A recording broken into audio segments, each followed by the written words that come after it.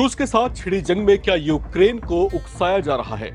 उसे रूस के साथ युद्ध में उलझाए रखकर क्या यूरोप उसका इस्तेमाल कर रहा है? क्या यूक्रेन को $2 बिलियन की सहायता कर यूरोपियन यूनियन ने रूस को जानबूझकर भड़काने की कोशिश की है? क्या अमेरिका ने किसी बहुत बड़े खतरे को भांपते हुए यूक्रेन को अमेरिकी सैन्य सहायता को तुरंत रोक दिया है? यूरोपियन यूनियन की मदद से युद्ध में एक बार फिर से मजबूत हो रहे यूक्रेन का रूस अब कैसा हश्र कर सकता है? क्या इसके लपेटे में अब समूचा यूरोप भी आने वाला है?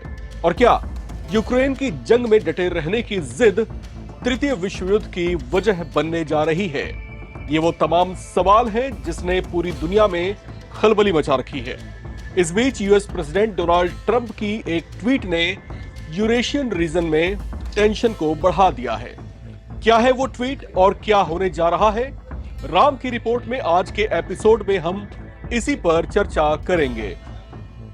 इस चर्चा में आप भी जुड़ सकते हैं कमेंट बॉक्स में कमेंट करके। जिसके कमेंट सबसे अच्छे होंगे कल के शो में हम उनका नाम और उनका संदेश भी पढ़कर सुनाएंगे।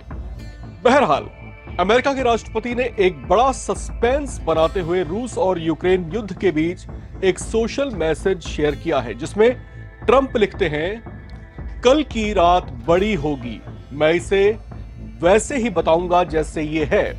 इस पोस्ट को शेयर करते हुए व्हाइट हाउस ने एक्स पर लिखा कि कल रात 9 बजे राष्ट्रपति ट्रंप कांग्रेस को अपना पहला संयुक्त संबोधन देंगे। आप इसे मिस नहीं करना चाहेंगे। ट्रंप के इस ट्वीट से खलबली मची है क्योंकि यूक्रेन के राष्ट्रपति ज़ेलेंस्की से हुई अपनी तीखी नोकझोंक और रूस के साथ यूक्रेन के बढ़ते युद्ध के तनाव के बीच ये उनका पहला संबोधन होगा।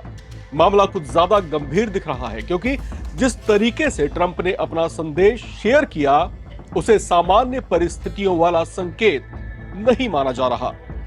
यूक्रेन के अमेरिका की ओर से मिलने वाली सैन्य सहायता रोकने के फौरन बाद उनके इस मैसेज ने यूरेशियन देशों की टेंशन भी बढ़ा दी है। इस युद्ध को लेकर अमेरिका की नई डोनाल्ड ट्रंप सरकार का नजरिया कुछ अलग है। ट्रंप खुद इस युद्ध को शांत कराने का एक तरफा प्रयास करते दिखाई दिए हैं। उन्होंने यूक्रेन को युद्ध में कदम पीछे खींचने का दबाव भी बनाया, जबकि रूस को लेकर आश्चर्यजनक तौर से इन सब के बीच रूस का रुख बेहद नरम दिखाई दिया। इस पर यूक्रेन के राष्ट्रपति वोलोडिमीर ज़ेलेंस्की की ओर से एक बड़ी प्रतिक्रिया आई है। उन्होंने कहा कि अगर बिना सुरक्षा गारंटी के युद्ध विराम किया गया तो ये रूस के हमलों को रोकने में काफी नहीं होगा।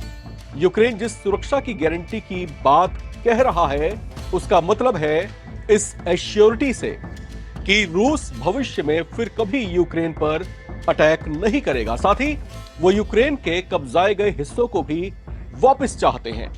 इस तरह की शर्तों पर ही वे युद्ध विराम पर विचार करना चाहते हैं, लेकिन ऐसा लग रहा है जैसे यूक्रेन की सुनी ही नहीं जा रही।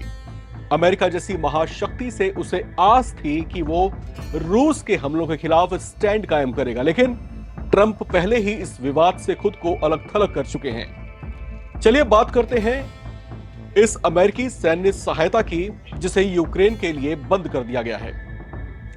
इसका युद्ध में यूक्रेन पर कितना असर पड़ सकता है, इस पर हम अभी चर्चा करते हैं। अमेरिका के विदेश मंत्री जो हैं मार्को रूबियो ने साफ कर दिया है कि अमेरिका के इस फैसले का मकसद ये है कि हम इस विवाद को युद्ध के मैदान से उठाकर बातचीत की टेबल पर लाना चाहते हैं, जहां रूस और यूक्रेन बातचीत करके इस विवाद को सुलझा सकें।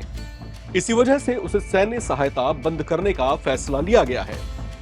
अब तक अमेरिका से यूक्रेन को 3 तरह से मदद दी जा रही थी। पहली राष्ट्रपति की ओर से, दूसरी एफएमएफ या विदेश मंत्रालय के फॉरेन मिलिट्री फाइनेंस से, जबकि तीसरी यूएसएआई या यूक्रेन सिक्योरिटी असिस्टेंट इनिशिएटिव के जरिए। इन तीनों सोर्सेस से उसे बड़ी आर्थिक सहायता दी जा रही थी, जिससे इस युद्ध में टिके रहने का उसे बल मिल रहा था। हालांकि कुछ विशेषज्ञों के मुताबिक अमेरिका के लिए यह मदद एक जुए की तरह थी, क्योंकि ऐसा करके वो सीधे दुनिया की दूसरी महाशक्ति रूस से पंगा ले रहा था। डोनाल्ड ट्रंप की नई सरकार ने जो अमेरिका फर्स्ट की नीति पर चल रही है, उसने इसे सही नहीं माना और यूक्रेन जैसे छोटे से देश के लिए इस विवाद से खुद को अलग रखने को ही सही माना। हालांकि अमेरिकी सहायता बंद होने के बाद उसे यूरोपियन यूनियन से संजीवनी मिल चुकी है। उसे $2 बिलियन की आर्थिक सहायता देने का ऐलान हुआ है, लेकिन यह कितना सही या कितना गलत है, इस पर दुनिया भर के बुद्धिजीवियों की राय बंटी हुई है। कुछ का कहना है कि मदद से और जंग में डटे रहने की जिद यूक्रेन को तृतीय विश्व युद्ध के वजह बना सकता है। आपको क्या लगता है, वो आप हमें कमेंट बॉक्स में लिख करके बताएं, क्योंकि जो हालात इस समय यूरेशिया यानी कि जो यूरोप और रशिया के बीच का जो हिस्सा है उसको यूरेशिया कहा जाता है, और यहां पर जिस तरह के हालात इस समय पनप रहे हैं और जिस तरह की जो तनाव की स्थितियां वहां पर इस समय दिखाई दे रही हैं, वो जो है विश्व की चिंताएं बढ़ा रही हैं। अमेरिका पहले ही खुद को इस पूरे विवाद से अलग कर चुका है। स्पष्ट संकेत है कि अमेरिका जो है अपने आप को इससे दूर रखना चाहता है। ये डोनाल्ड ट्रंप की कैसी दूरदर्शिता है, उन्होंने क्या कुछ खतरे भांपे होंगे जिसके बाद उन्होंने ऐसा फैसला किया। इसके अलावा यूरोपियन यूनियन के क्या हित जुड़े हो सकते हैं जो वो यूक्रेन को जो है इस तरह से मोटी आर्थिक सहायता देकर रूस के खिलाफ इस युद्ध में उसको बरकरार रखने में मदद कर रहा है। जाहिर है कि विश्व की जो शक्तियां हैं वो बेजा ही कोई काम नहीं करती। हर एक एक्टिविटी के पीछे कुछ खास मकसद होते हैं, कुछ लालसाएं होती हैं, कुछ लालच होते हैं। आखिर क्या है जिसकी वजह से यूरोपियन यूनियन इस तरीके से खुलकर यूक्रेन को बढ़ावा दे रहा है, उसको उकसा रहा है कि वो रूस के खिलाफ अपने इस जंग में डटा रहे और उसको जो है साथ में बैकडोर सपोर्ट देने की जो अब तक चर्चाएं थी वो अब बढ़ करके $2 बिलियन की आर्थिक सहायता में तब्दील हो चुकी हैं। अब क्या सवाल यहां पर ये उठ रहे हैं कि क्या यूक्रेन इस युद्ध को और भीषण करने वाला है, क्योंकि एक दिन पहले ही यूक्रेन ने पिछले 3 सालों से जो जारी युद्ध था, पहली बार ऐसा हुआ जब रशिया में जो है 1300 किलोमीटर भीतर जो है मिसाइलों से अटैक किया गया। हालांकि जो अटैक था वो जो है ड्रोन के जरिए किया गया, लेकिन इस बड़ी गतिविधि से कहीं ना कहीं संकेत साफ है कि यूक्रेन अब किसी दबाव में खुद को नहीं पा रहा। दूसरी महत्वपूर्ण बात यह कि यूक्रेन की जो नाराजगी है इस बात को लेकर के है कि यूरोप जो है माफ कीजिएगा, जो रशिया है वो इसके हिस्सों को, इसके कुछ महत्वपूर्ण क्षेत्रों को लगातार दबाता जा रहा है, उसको हथियाने की कोशिश में है।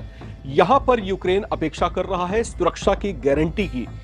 उसको सुरक्षा की गारंटी अमेरिका से तो नहीं मिली, यूरोपियन देश उसको बैकडोर सपोर्ट कर रहे हैं, लेकिन वो सपोर्ट आर्थिक सहायता के तौर पर है। तो यहां पर अब यूक्रेन क्या कुछ कर सकता है इसके संकेत वो स्पष्ट कर चुका है। आपको क्या लगता है, वो तमाम बातें आप कमेंट बॉक्स में कमेंट करके जरूर बताएं, और जिसके कमेंट सबसे बेहतर होंगे, सबसे सटीक होंगे, या विश्व भर में जो चल रही चर्चाएं हैं उसके आसपास होंगे, तो उन दर्शकों के नाम हम अपने कार्यक्रम में कल के एपिसोड में जरूर लेंगे और उनका जो संदेश है, उनका जो मैसेज है वो भी हम पढ़ करके सुनाएंगे। बहरहाल आज की इस रिपोर्ट में इतना ही। आप लगातार देखते रहें और बने रहें एनबीटी ऑनलाइन के साथ।